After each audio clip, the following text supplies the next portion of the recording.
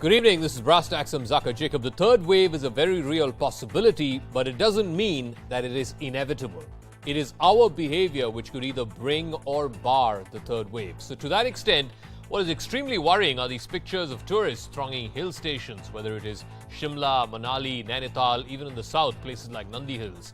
So much so, today, even the Prime Minister warned tourists against overcrowding and bringing the third wave on. The question, though, is, will people listen? Or is a strict clampdown the need of the hour? Tourists beating the heat wave by rushing to the hills. Swarming tourist destinations as the COVID threat remains clear and present. Shimla, Manali, Dharamshala, Nainital, Mussoorie. It seems all of them have forgotten the havoc of the second wave and can potentially trigger a surge in cases across the country. Prime Minister Modi has now warned tourists, saying the third wave can't be invited and undo all that we have achieved in battling the pandemic. आज मैं बहुत जोर देकर कहूंगा कि hill station में, markets में बिना मास्क पहने, बिना प्रोटोकॉल का अमल किए बिना भारी भीड़ का उमड़ना, मैं समझता हूं एक चिंता का विषय है, ये ठीक नहीं है। हम यह भी देख रहे हैं कि जहां देश में एक स्थाई पर केसेस कम हुए हैं, तब भी जैसे जैसे रिलैक्सेशंस आ रही हैं, gross violations in terms of Covid safe behaviour, in terms of either use of mask और फिजिकल डिस्टेंसिंग नोट किया जा रहा है। दुनिया में एक थर्ड वेव दिखाई दे रही है। हमें अपने देश को इस वेव में ना आए और थर्ड वेव ना आए, इसके लिए हमें सबको जुड़ना है। Uttarakhand has capped hotel occupancy at 50% and made it mandatory for tourists to carry a negative RT-PCR certificate and proof of hotel bookings. Around 8,000 tourist vehicles were sent back over the weekend. In Himachal Pradesh, not wearing a mask can land you a fine of 5,000 rupees. Similar restrictions are in place for Jammu and Kashmir as well as Ladakh, while Sikkim is only allowing fully vaccinated tourists. However, given the sheer numbers, enforcement remains a big challenge. Even religious events have seen large crowds turning into potential super spreaders. Seeing a surge in tourists, Uttarakhand has decided to cancel the Covert Yatra, but Big Brother Uttar Pradesh has given the nod, assuring that all COVID protocols will be enforced. हम उनको रोकेंगे नहीं, कावड़ यात्रा पे कोई ban नहीं लगाने जा रहे हैं, लेकिन प्रोटोकॉल का पालन करने का, उनके साथ संवाद बनाकर के संख्या सीमित करने का, और जितनी कम संख्या हो सकती उतनी कम संख्या में लोग जाएंगे तो हम प्रोटोकॉल का भी पालन करवा पाएंगे, उनके लिए सुविधा भी दे पाएंगे, लेकिन हम किसी चीज को बैन नहीं करेंगे, हम हर प्रकार की सुविधा भी देंगे और सुरक्षा भी देंगे। India is in a delicate position in the fight against the pandemic. The second wave is not over. Cases may be low, but new hotspots continue to emerge, seeing sudden spikes. Even the vaccination drive has slowed down as compared to the record jabs administered on the 21st of June. Awareness drives have not created the public consciousness to follow COVID protocols, so is tough enforcement the only way. Bureau Report, CNN News 18. All right, we'll be joined by political spokesperson Zafar Islam of the BJP and Shama Mohammed of the Congress. But we're joined now by Dr. Shailesh Jain, Director of Department of Lung Transplant and Surgery at the Universal Hospital in Delhi, and Varun Khera is a restaurateur with a chain of restaurants in Delhi. I'll start with you, Dr. Jain, first, because the question is, clearly people are worried, so much so today even the Prime Minister flagged this issue off. How do you get people to adopt COVID-appropriate behavior? Because they're also saying, you know, we've been cooped up, we've been locked down for the better part of the last year and a half. This is what many are saying revenge travel or revenge tourism. Zakka, it is very hard to digest that how can we forget the life-threatening catastrophe which we have faced just 2 or 3 months back? Or is it the responsibility of only the PM of the country to regulate the human appropriate behavior? It is the responsibility of every citizen, because everywhere now we have understood what behavior and human careless attitude and not following the SOPs and not following the COVID appropriate behavior. We have always told that you must go for the only 3 things: social distancing, wash your hand again and again, and mask. you must maintain all these things very properly. And it is definitely true, Zakka, that it is life versus livelihood. Middle class and lower middle class has chosen the livelihood over the life, but they have to maintain the COVID appropriate behavior, because we all know that third wave will definitely come. It is very hard to say when it will come, but the way we are showing our behavior towards the community, it will not very far. I personally feel by October number we are going to see third wave in our country. We have to understand virus is still between our us. There are certain districts in our country who still has the positivity rate of more than 10%. So I personally feel that local administration at the hill station and the taluka level, they should definitely reimpose the strict restriction over the COVID appropriate waiver to be followed. All right. Let me ask Zafar Islam. Yes, it's a good thing that the Prime Minister today warned those tourists who are thronging these, hill stations. We've seen pictures from many hill stations, Manali, Shimla, etc., etc.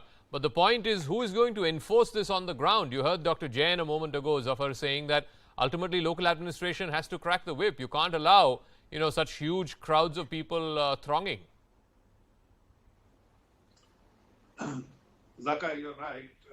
I think it is something which has been also highlighted, warned by the Honorable Prime Minister, that this kind of congregation, large gathering, visiting to a religious place or to hill station as a tourist is something which can be avoided. I mean, it's not time to overly feel comfortable, because it's not a situation where one needs to feel comfortable.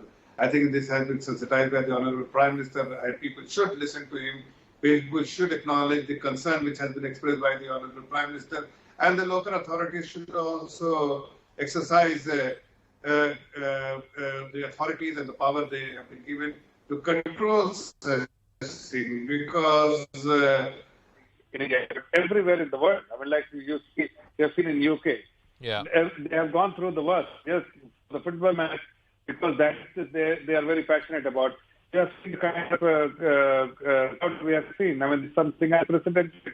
You can't say unprecedented because it is being seen everywhere when they are getting this kind of flex from the authorities to go out of their home, and by despite following the protocol, you also have to do whatever you can do which you were restricted to do earlier. But then people are not paying attention to that. And so to that extent, yes, local administrations need to get more effective. They need to crack the whip. But also, Shama Mohammed, at some level, it is also the responsibility of all of us individuals. I mean, after all, you don't want a nanny state with the cops chasing you around and saying, don't congregate, wear your mask, etc., etc. I mean, if people are not individually responsible, then how much can any police or any law and order machinery do? Zakka, I want to laugh at what Zafar was saying just now, that, what can the Prime Minister do or what can they do? Now, we all know one thing about this Prime Minister.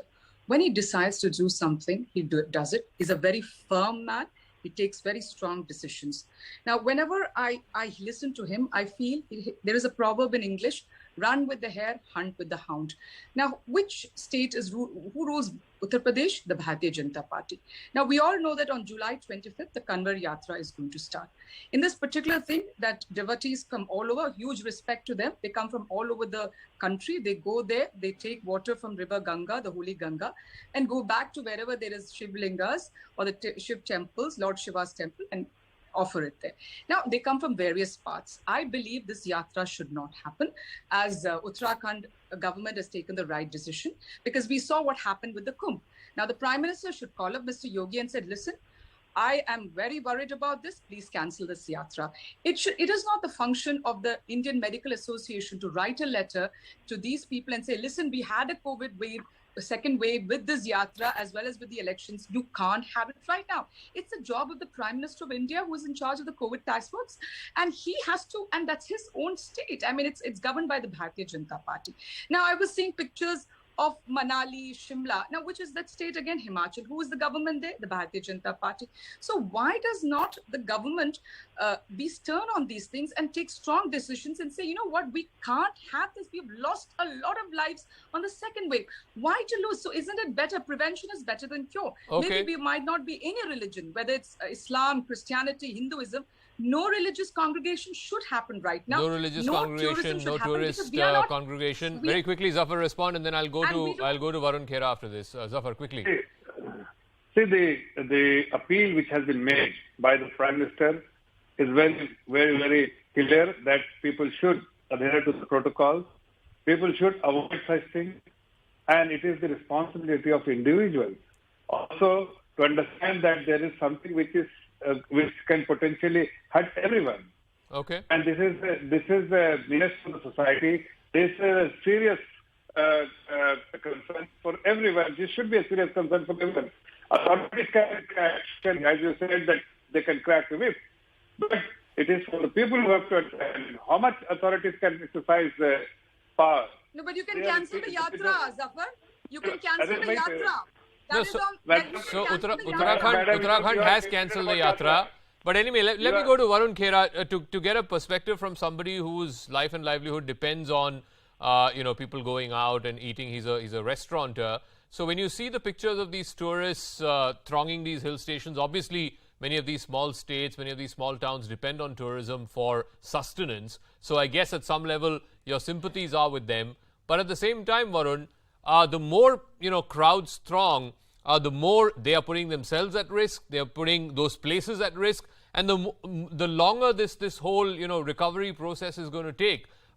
The faster we can vaccinate people, the faster we can, if we follow COVID appropriate behavior, the faster we can get out of this COVID situation. Otherwise, this is just going to prolong the misery.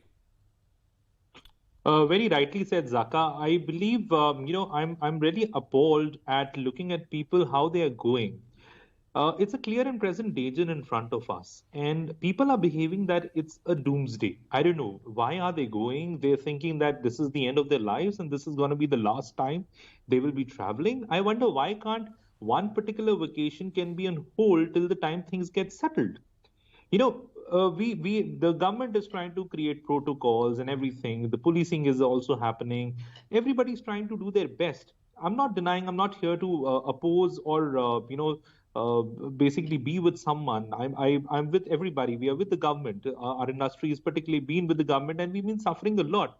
Though it's very, it's in a way it's a joke when we say that the covert yatra should be allowed, and at the same time there is a weekend curfew in UP where we have been requesting the CM to remove the weekend curfew. But at the same time there is nothing which is happening on the weekend curfew, but at the same time the coverts are allowed. It is quite contradictory as a statement also at the same time. However, livelihoods are important and livelihood for everybody is important, but not at the cost of lives. The country is going to go through massive issues. We are already battling with unemployment, rising inflation, which is happening, which are the things which normal common people are just not trying to understand. And this is all going to hurt us only. Look at the price of the petrol prices, the diesel prices are soaring high. All these are going to be impacting us so badly, which we are not realizing, and they will be very detrimental to us. Okay. I want to come to the second part of the discussion, and that has to do with something that governments both at the center and in the states can very well control, and that is the slowing pace of vaccination. So Zafar Islam, after hitting a high of 88 lakh on 21st June, vaccination has come down consistently. This past week, we have done between 30 and 40 lakhs on average per day. Why is that? Many states are shutting down vaccine centers, saying there is lack of supply, there is lack of availability. If we go at 30 to 40 lakhs a day, we will take another year and a half before we fully vaccinate our entire population. Zafar. Zakka, you must understand that the production has been ramped up. The supply chain has been completely restored. There are some teething problems in there, which will also get addressed. And I'm sure that all these issues will get resolved. And whatever we have targeted, 1 crore, 10 million people should be vaccinated per day. That is something which we will be able to achieve. No, but you said the same thing 1 month ago, Zafar. No, we have achieved that. It has been processed, has been accelerated. Has it not been accelerated, Zakka? Of course, the pace at which we want it to be accelerated, it has not achieved for last few days. So 30 to 40 lakh per day is the level that we were doing even in April and May. No. We did increase it to 80 lakh, 70 lakh last week of June, but we are now back to the same pace that we were back in early April. No. April was only for 45 and above. Now it is 18 and above. I know that. That is a differentiating factor, and the large population is between 18 and 45. You must understand, the country has largest population between this age group. So, sir, I'm just asking a simple question. You've been saying for the last month and a half that supply will be ramped up. Where is that supply? We're not seeing that on the ground. That's all I'm asking. No. That's what I say, that what a teething problem in terms of increasing the production, enhancing the production, that has been happening. You will see in a couple of years that all the issues of supply chain will also get addressed, and the supply or the vaccination of 1 crore per day probably will be able to achieve from next week. Shama Mohammed. The same question what you have said just now is that they've been boasting for a long time. On 21st June, 80 lakh doses done. We are there. And I remember it was Zafar on the channel. He said, you know what, look at what the Prime Minister has done. But what has the Prime Minister done after? We are hearing of all these vaccinations coming to India. But only Sputnik is there as of now. They said Cadela. They gave us a lot of names, Johnson & Johnson, many other names. They've placed orders, Moderna, everything is coming, but nothing has come. Zakka today is an average of 30 lakh doses, and that is another reason I'm worried. When people are gathering in UK, they're all almost all of them are vaccinated. Here, we do not have vaccinations. And then what is the reasoning? He said, we have 18 plus now. So what? Big deal. We have to see to the population percentage. You said. All right, we just lost that audio link with Shama. We'll try and see if we can fix it. But let me go back to Dr. Jain and ask him, what is your evidence? What are you picking up anecdotally, Dr. Jain, from your hospital or from colleagues that you speak to in hospitals in Delhi? Has the vaccination, particularly in private hospitals, come down? And if so, why? Is there a supply shortage even now? We are in Delhi, Zakka. Vaccination has been definitely slowed down because of the two reasons. First is, initially, Delhi government has stopped the first dose of the Covaxin vaccination for 18 to 45 of more than 45 of the year of the population. Second, we did a show at your channel only. We have discussed in detail that one of the learned politicians from the BJP has told us that there will be 60 lakh vaccination per day, and by this goal we will going to achieve 100% vaccination by end of December. I have told on that particular day also that we are not going to get doubly vaccinated by mid of 2022 first. We have to understand in metropolitan cities, there is vaccination is going in a good pace, but in semi-urban and in rural population, still there is a vaccine hesitancy, and we have to remove that vaccine hesitancy. There are certain misnomer is going on that vaccine is causing the side effects, vaccine is reducing your fertility, vaccine is some magnetic effect. So we have to remove all these myths, and we have to increase our pace in urban and semi-rural population. Okay, Shama is back. Shama. Yeah, sorry. What I'm trying to say is there's not vaccine hesitancy. We want to know that 135 crore doses is what they've given an affidavit in the Supreme Court. And in May, the Health Ministry said we can do 206 crore doses. But then in the affidavit, they said, but I don't think they would be even that much, Zakka, by December. I want to know why they are lying. Every time Zafar comes in and says, we are going to do it, there is some issues here and there. No, there is a huge problem. I want to know, and that too, only Covishield people can travel. The Covaxin is not approved by the United Nations. Sputnik is not. I want to know what are Indians going to forget about travel? What about the Indians living here? Okay. We want to know. Zafar, quick response. Said, 135 crore. She's right. 135 crore is what you told the Supreme Court. Right now we've done 38 crore. So basically we're looking at a little over 95 crore that you have to cover over the next 6 months or so. Zafar. Zakka, it will be done. How can you do it? No, Zafar, you can't say this on television. Why are you shouting? You have to tell me how you're going to do it. Why are you shouting, Shama? Okay, let him respond. Let him respond. Shama, let him respond. Zafar. Like a sensible person, just listen to the response. Your shouting or shrill will not make any difference. People will not will be happy with you because I am giving you the response which you need, and let people also hear the response. All I'm saying that yes, the government of India has tremendous effort they have put in to ramp up the production. Also, vaccine from the countries, and it will be rolled out whether it's Sputnik or whether other manufacturers which are coming to India, either we are reporting currently and then we will start producing. We will have. So will you have the Kanwar Yatra or not? Okay. All right. We will have. All right. I'll give Varun the final word. Let's pull away from the political spokespersons. Varun, are you hopeful that your business can come back to some semblance of normalcy by the end of the year? Or is that too optimistic? We are, see, it's going to take a little longer time than the end of year, definitely, because, coming down to the pre-COVID era, we will take at least minimum 6 to 8 months once we reach. Only, and provided there is no third wave, let's be honest, Zakka, if there is a rise of a third wave again, which everybody says that it's going to happen, then I don't think what is going to happen. Nobody knows how it's going to take or shape up. So it's a very difficult scenario to comment on. But yeah, if things goes like what's the state it is today, we can definitely look at 6 to 8 months for the normalcy to come in. Okay. That provides the timings are completely relaxed. All the systems are relaxed to us. The employees come back on time. Everything is done. And the vaccination drive, which is the most important pivotal role it is playing right now, all the people are vaccinated, from our employees to the people, to the vendors, to the customers who are coming in. Only then we'll be able to come to a completely cognitive environment where everybody that's exactly will be able to. what we need, and we need as quickly as possible. In the meanwhile, like the Prime Minister said, it's not like the third wave is an inevitability. It is dependent entirely on our behavior. So let's pull up our socks and ensure that we do or at least use COVID appropriate behavior. That's a as we wrap that discussion, finally, before we leave you here on Brass Tacks, on the road to the Tokyo Olympics, the Bengaluru-based Fawad Mirza will be representing India in equestrian events. The Arjuna awardee is currently training in Germany as he prepares to break records and bring glory to India. Revati Rajivan has a story. Thanks for tuning in.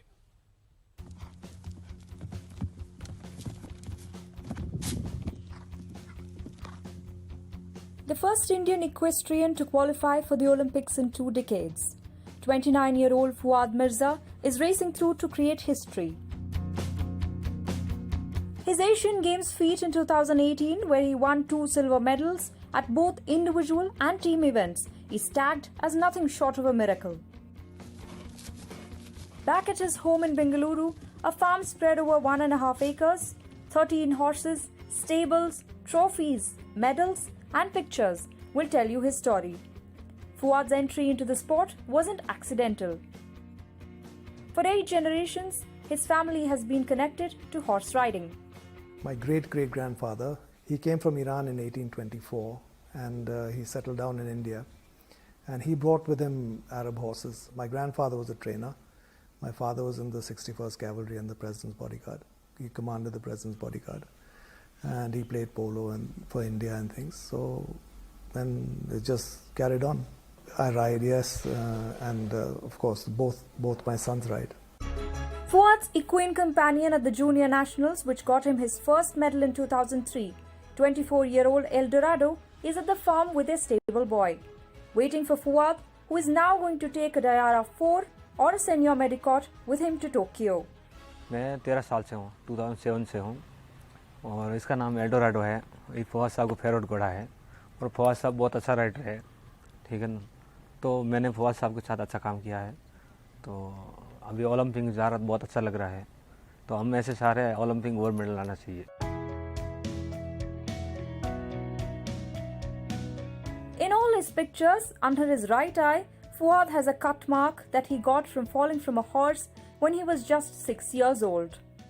At the age of 6 months, he was sitting on a horse, very comfortable, not frightened at all. So, and then he wouldn't let go of the horse. Ever since then, he's been on the horse. Fawad Mirza is only the 3rd Indian equestrian to qualify for the Olympics, and the country has never won a medal in this event. That way, Fawad Mirza is a fresh ray of hope. In India, equestrian is more of a status symbol than a sport. Fawad's entry into Olympics could possibly change that. It's a huge thing for any father to have his son represent India in the Olympics. And you know, it's the big stage, and it's great that he can ride for the country there. Well, I'll wish him all the best, and I'll do my best over here and pray for him for his best performance. With camera person Riaz, Revati Rajivan for CNN News 18.